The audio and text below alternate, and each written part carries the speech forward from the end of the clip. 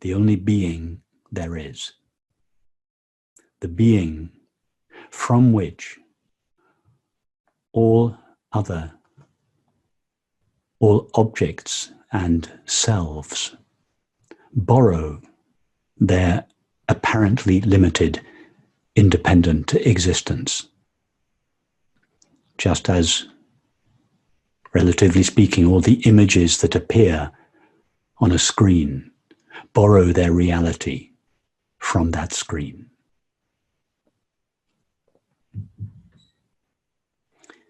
In other words, I would suggest that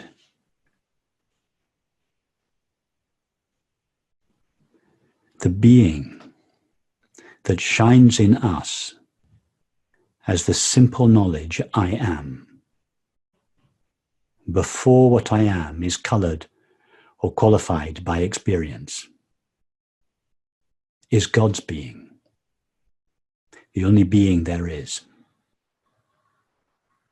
And that our knowledge of ourself is God's knowledge of itself. I would suggest that there is no other being apart from intimate, impersonal, infinite being. In other words, I would suggest that there is no other being other than God's being, or in more scientific language, other than infinite consciousness itself. So in this approach, there is no question of a personal self working on himself or herself in order to unite with or know God or infinite consciousness. The belief that there is such a limited, finite personal self that could unite with or know God's presence or infinite consciousness is simply the arrogance of the mind. It is the ultimate blasphemy. It is not blasphemous to say, I am God, although of course we should never say such a thing. But what is truly blasphemous is to say, I am a person. I am a separate self, an individual, finite being. Because to do so sets ourselves up as a separate being, apart from God's being and apart from all other beings. And if there were numerous individual beings alongside God's being, then God's being would not be infinite. And if God's being is not infinite, then God would not be God. So in this approach, we don't work on ourself.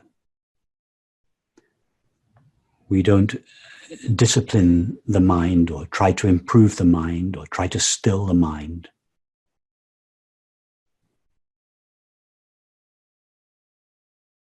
This is a way of recognition, a way of understanding, a way of love. When I say a way of recognition, I mean a way in which we recognize what we always and already are, although we may have mistaken ourselves for a cluster of thoughts, images, feelings, activities, relationships, etc. When I say a way of understanding, I mean it is a way of true knowledge. Knowledge of what we are, not a way of belief. And when I suggest it is a way of love, I mean it is a path of love or devotion in which we are utterly devoted to the truth or reality of our experience. We admit no other being than God's being, no other reality than the reality of infinite consciousness. So it is in this approach that the paths of knowledge and the paths of devotion or love meet.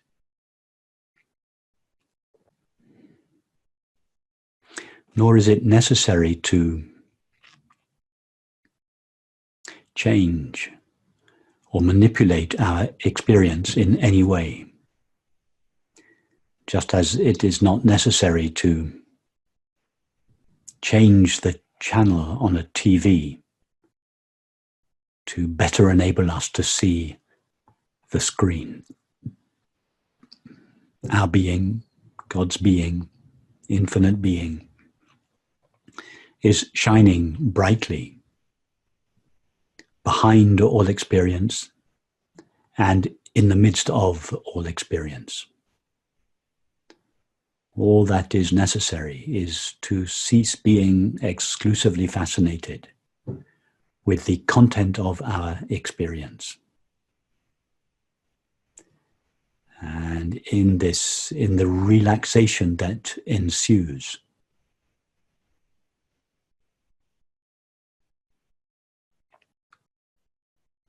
our being will begin to emerge.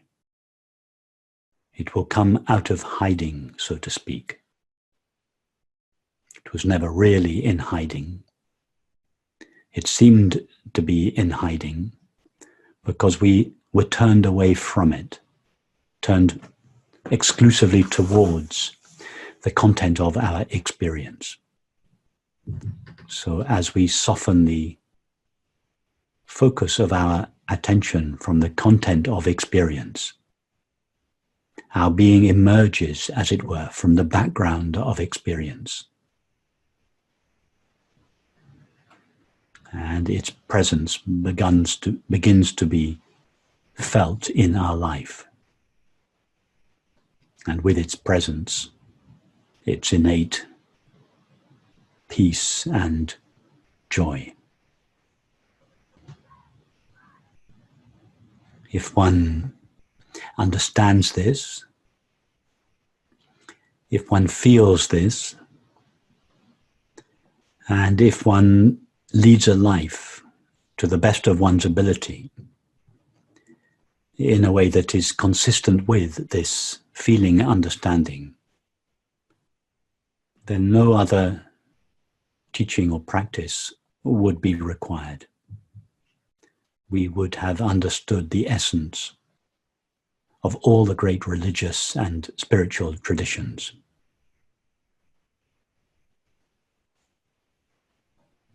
And this feeling understanding would naturally and effortlessly, with or without the use of words, communicate itself, share itself,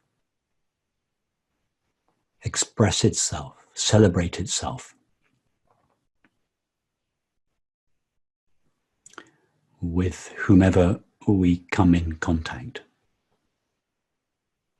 And through the activities and relationships in which we engage in the world, the qualities that are the very nature of our being, its peace, its joy, its love, its compassion would flow through us into the world.